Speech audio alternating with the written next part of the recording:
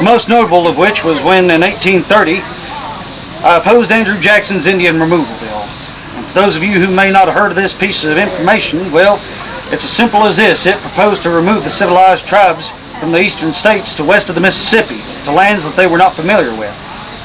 Well, I sure for one couldn't stand for that.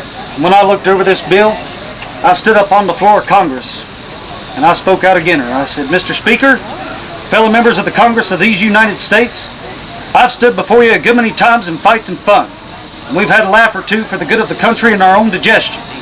But now you can fold up your grins and put them away, or you'll hear no jokes from David Crockett today. You have something here before you called an engine bill.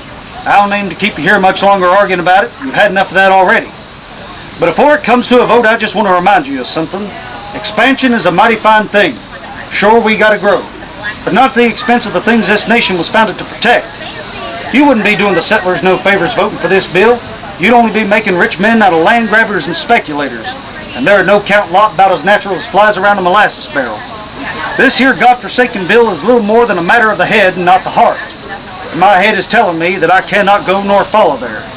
And in fact, if I'm the only man in the whole of my district, much less this nation, to vote against this unjust measure, I will gladly do so. And I believe it is a choice that will not make me ashamed to stand before the throne of judgment at the end of my days. Well, unfortunately, despite all that fine speaking, it passed.